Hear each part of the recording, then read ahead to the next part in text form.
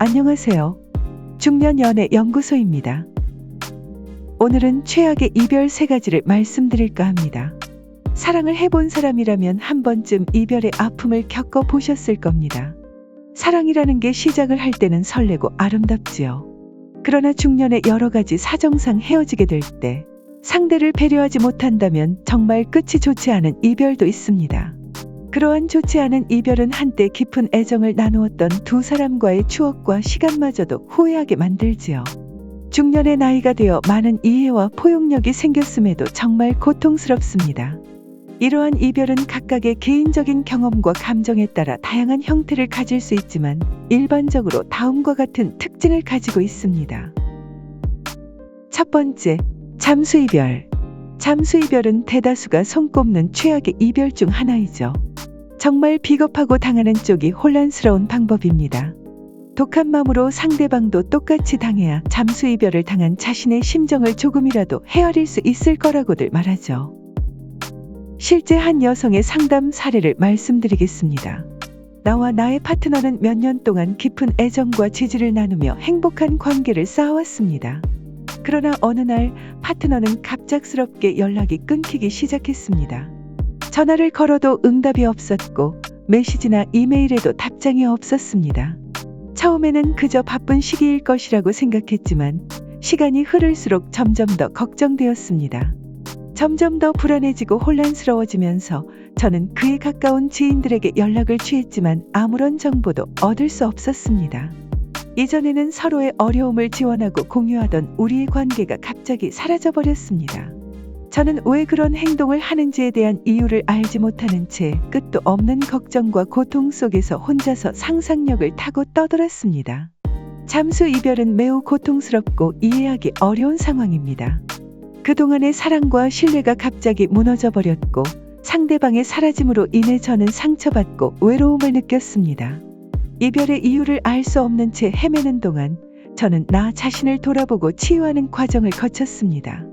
이 경험은 저에게 강한 내면의 성장을 가져다 주었고 어려움을 극복하고 다시 앞으로 나아갈 수 있는 힘을 얻게 해주었습니다. 잠수 이별은 통제할 수 없는 상황일 수 있으며 이해하기 어려울 수 있습니다. 하지만 이러한 상황에서도 저는 저의 감정을 인정하고 치유하며 이후 나의 인생을 채워나갈 수 있는 새로운 기회를 찾아나갈 것입니다.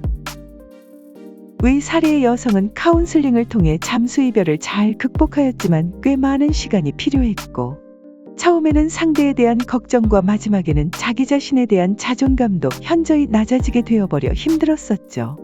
그 상대는 좋았던 몇 년간을 마지막 마무리를 잘못하는 바람에 한때 연인이었던 사람의 기억 속에 최악의 사람으로 남게 된 것입니다. 두 번째, 바람이별. 바람이별은 파트너 중 한 명 또는 양쪽이 외부적인 관계를 가짐으로써 신뢰를 저버리는 최악의 이별 방법입니다. 이는 강한 미움의 감정과 고통을 동반하며 실제 일어난 사례를 말씀드리겠습니다. 지나친 직장 스트레스와 의사소통의 부재로 나와 남자친구 간의 관계가 어색해졌습니다. 나는 직장 동료와의 업무적인 친밀한 관계를 맺으면서 결국 시간이 흘러 선을 넘게 되었습니다. 남자친구를 배신했습니다.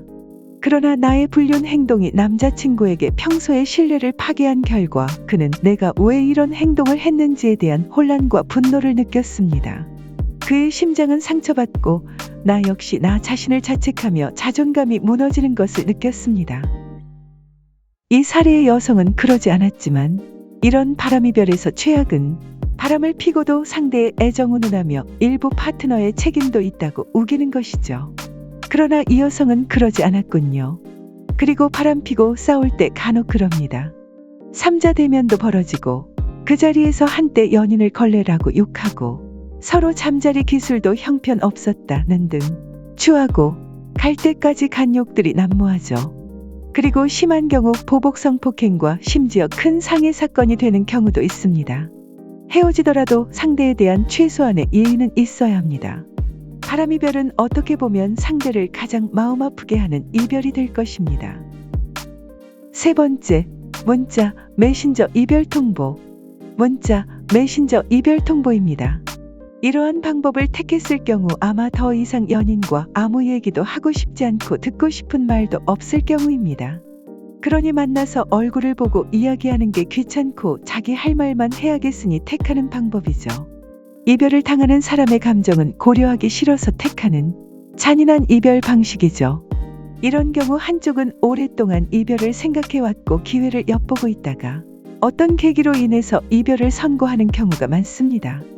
하지만 상대도 불안한 예측은 했지만 아마도 둘 사이 해결 방법을 찾을 수도 있을 거라 생각했을 것입니다. 이러한 경우도 파트너와의 대화가 없는 채 이별을 처리해야 하기 때문에 엄청난 혼란과 외로움이 함께 다가옵니다. 너무 성의가 없고 예의가 없는 이별인 거죠. 지금까지 최악의 이별 사례를 보았습니다. 이별을 고하는 사람의 이별을 택할 수밖에 없는 의사도 당연히 존중해줘야 합니다.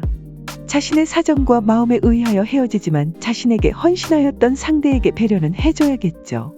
어떠한 방법이든 헤어지는 순간이 좋을 수는 없지만 그래도 사랑했던 사람에 대한 배려가 있었던 사례를 들고 마무리하겠습니다. 우리는 이별을 하기로 했습니다. 둘이 한자리에 앉아서 슬픈 대화를 나누었습니다.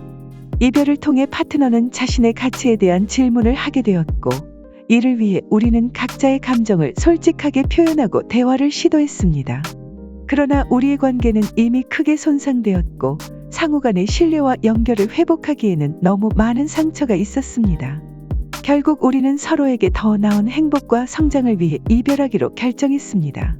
이별은 감정적으로 힘들었지만 그 후로 우리는 각자의 삶을 다시 시작하고 자기 회복에 집중할 수 있는 기회를 얻었습니다. 이 경험을 통해 우리는 자신과 파트너에 대한 깊은 이해와 신뢰가 필요하며 다시 사랑과 관계를 찾아가는 과정에서 성장할 수 있는 기회를 가지게 되었습니다. 조금의 여유와 배려는 이별이라는 마침표를 아름답게 마무리할 것이고 새로운 아름다운 다음 단계로의 훌륭한 밑거름이 될 것입니다. 여러분, 오늘도 행복한 하루, 행복한 연애 하시길 바라겠습니다. 그럼 시청해주셔서 감사합니다. 좋아요와 구독하기는 영상 만드는데 큰 힘이 됩니다. 부탁드리겠습니다.